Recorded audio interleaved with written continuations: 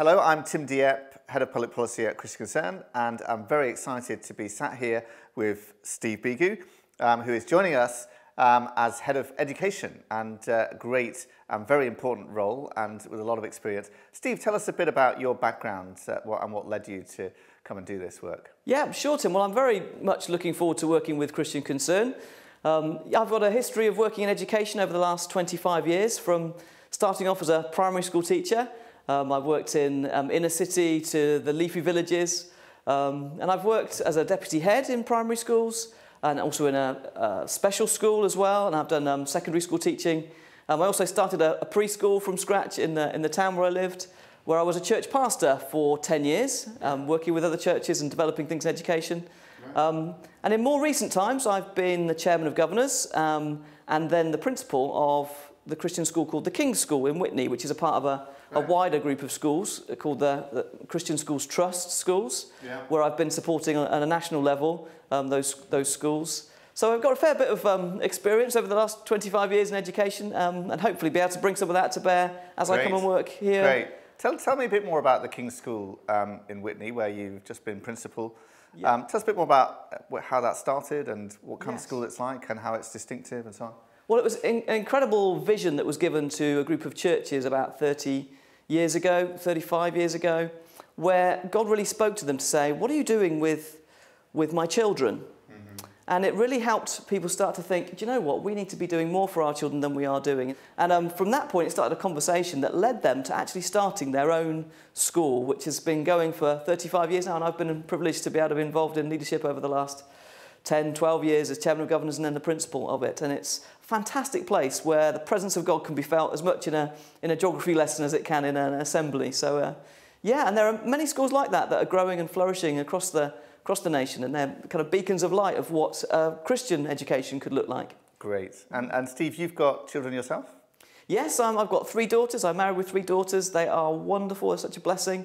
My eldest is off to university. My youngest is just 9 years old now. I love them deeply, and this is a kind of a new phase of life for all of us. So it's an exciting time for us as a family, and it's an exciting time for me with my job change of coming here and working as Head of Education for Christian Concern.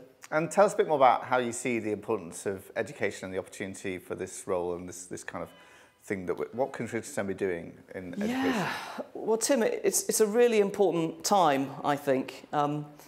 There are certain windows of opportunity that we have with our own children, but also even in society, and this seems to be one of those times where education is a really important area for Christians to be interested in and to be involved in. And I guess as I've been thinking and praying about this role in Christian Concern, there have kind of been 6 little phrases that have come to me that kind of summarise what I think we should be doing at this key moment. And the first one is to look up, that we need to look up from all the different things that we're doing, particularly as parents. We can get so involved in focusing on our life and our career and even our screens. And we need to look up and look at the precious children that God has given to us. It's not just to look up, but to train up. I think it's really important with the way in which our culture and our society is and the kinds of pressures that there are there, that we need to really take seriously what it says in Proverbs, where it says, train up a child in the way it should go, and when it is old, it will not turn from it. That is such an important thing for us as Christian parents, as church leaders, to understand. How do we do that? How do we properly train them up? We can't just leave it to others. We've got to pray this through and think about it ourselves. So there's that looking up, there's that training up, and then there's the showing up. I heard somebody say once that power really is in the hands of those who just turn up and show up at things. And we need to show up in our schools, we need to show up at parents' evenings, we need to show up at AGMs, we need to show up at consultations, we need to be there and be present and show up as Christians, as church leaders, as parents particularly. I think it's really important that we recognise that sometimes we need to give up. Sometimes what's going on around us, we need to say, do you know what, we need to leave that and do something different. And that's not that we should run away from the challenges that God puts before us, but there's a point to say, do you know what, we might need to give up on this and do something different.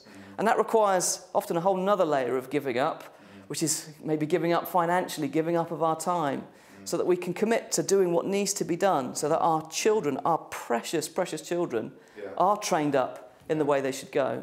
The next one, which is to speak up in different places. And it feels like God's given me an opportunity to speak up in different locations where he's opened doors for me to be able to walk through with different organisations. I'm very blessed to also be the chair of the Christian Schools Trust, which is a whole group of schools where they're doing fantastic work up and down the country. And that can also give a platform to be able to speak up and say things. And it's important for us as Christians and Christian leaders to not just hide our light under a bushel, but to speak up about the great things that are going on by Christians in education, the great things that have gone on historically. Yeah. But it's also important to speak up and say, some of the things that are going on are just not right. They're not in line with how God teaches us to lead our families, how to bring up our children. Yeah. And again, my final little up thing is that there's a waking up that needs to happen, because again, if you look at our children, if you think of the families that would say they were Christian families, all the research shows that you've got about a 50-50% chance of your children actually following in the ways of Jesus Christ and following Jesus. And that's really sad. So if you've got 2 children, the stats say that only one of them will end up following Jesus. But there's research to show, and there's schools that are doing things, there are parents that are doing things, there's homeschoolers that are doing things. There's a whole remit of things that are going on by Christians that actually help to pass on the Christian faith to their children. And this is a topical subject at the moment, isn't it? Education. I mean, everyone's just going back to school, having not been in, many of them, for 5 months or so. Yes.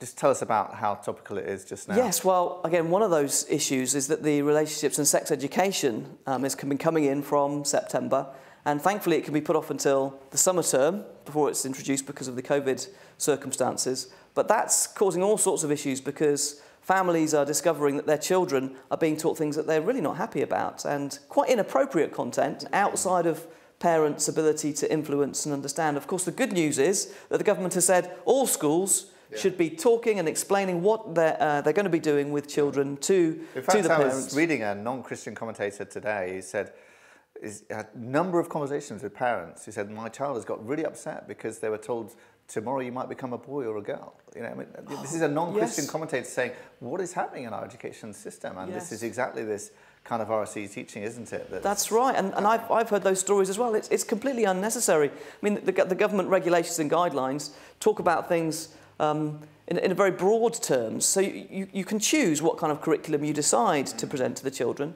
And teaching children about family and relationships and how to have good relationships together, how to say sorry and forgive one another, how to understand there are different sorts of families, are important things to understand.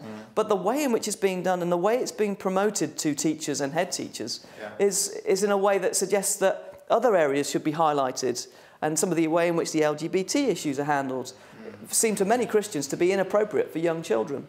Well, not just Christians as well, non-Christians Many as well. people, yeah. Steve, we've got a big job. You've got a big task here, and a very, very important task, passing on the faith to the next generation, or raising up the next generation. And we're great to have you on board, love it, and looking forward to all that we're going to see from you in the next few years. Thank you, it's great to talk to you. Thank you, Tim, and I'm very much looking forward to working here. Great, thank you.